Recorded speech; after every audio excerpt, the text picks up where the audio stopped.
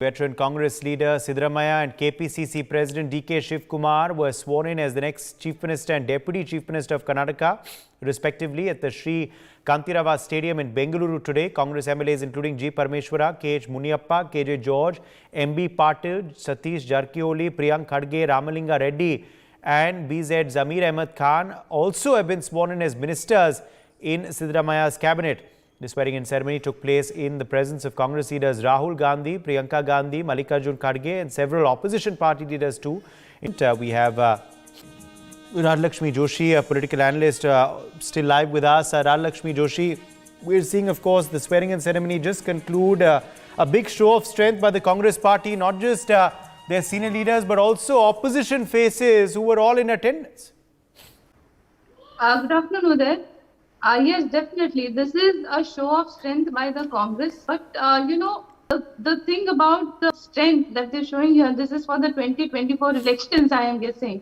But, when it comes to the 2024 elections, when you look at this supposed third front or second front or fourth front or whichever front that is, they're all PM aspirants. And that is the problem with them, that, they don't have this united front when it comes to that, they don't have this common understanding as to who is going to be actually leading the front, and first everybody wants to be at the forefront. And when it came to selecting the presidential candidate and the vice presidential candidate also, you saw that there was this there were huge differences.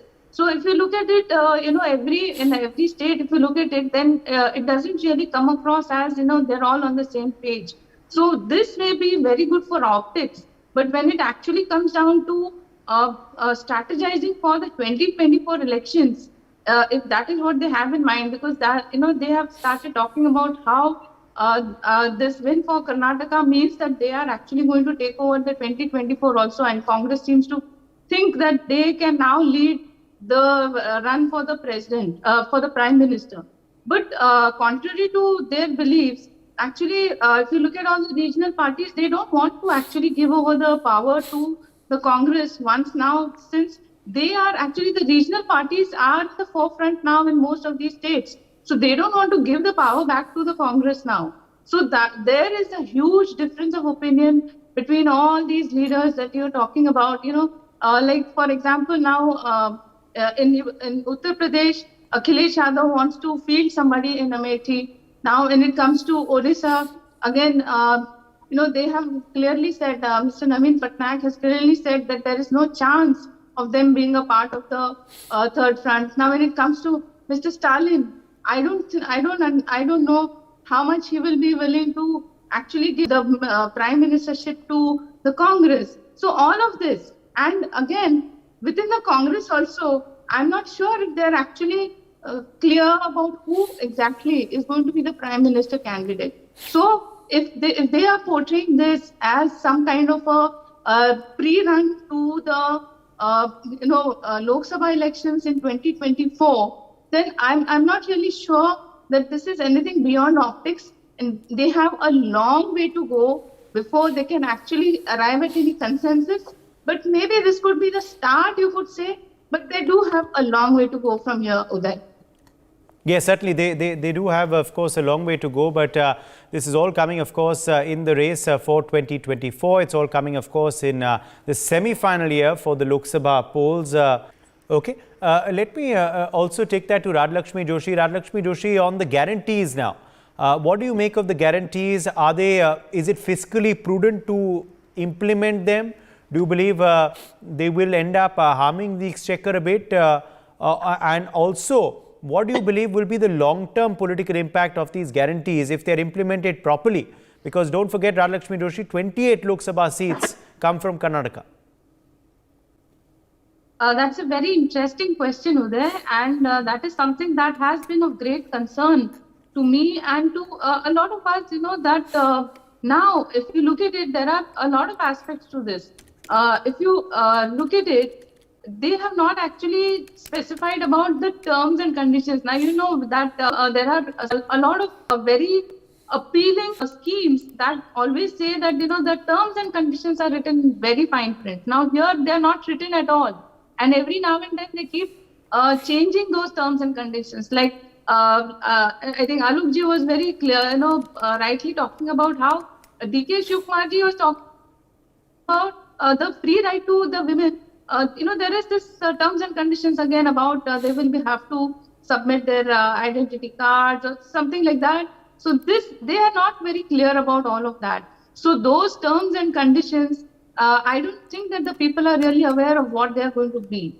And and even if they do fulfill all these now the next question that came from you was about how it is going to hit the exchequer.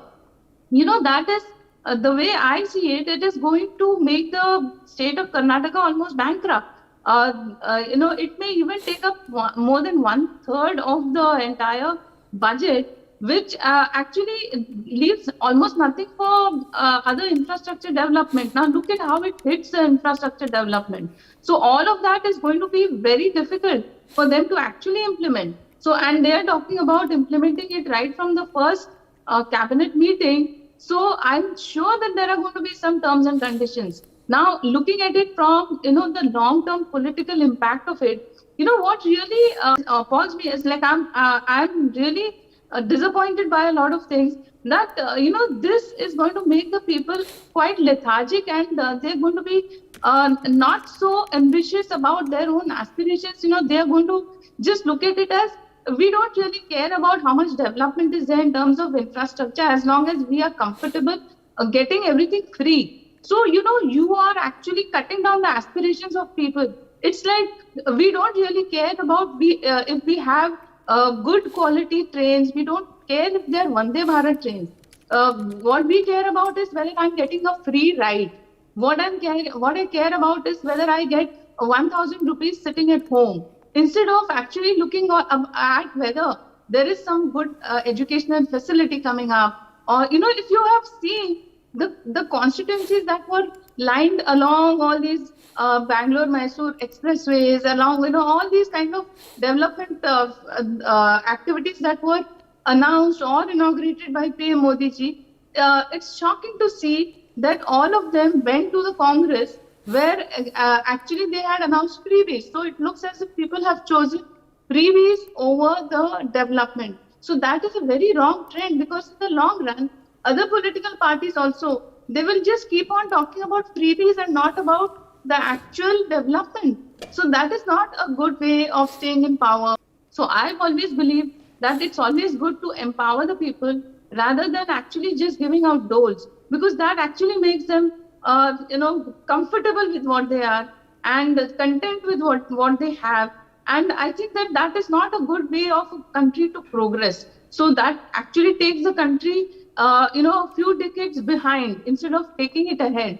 We need to be looking a little, in the future, instead of actually thinking about how we can get maybe substandard quality or whatever it is for free. Instead of that, we should be aiming for a very good quality product, and that too without any corruption, a transparent governance. All of that should be the aim there. Instead of that, I think that what is the focus here is, now if you look at it in Delhi, in Himachal Pradesh, in Karnataka, there were so many freebies being announced, and I think that is what actually has stolen the show, and that is why I'm a little skeptical about how other states are also going to react and how they are going to behave. And I don't think that this is a good precedent for any political parties and for the country also there.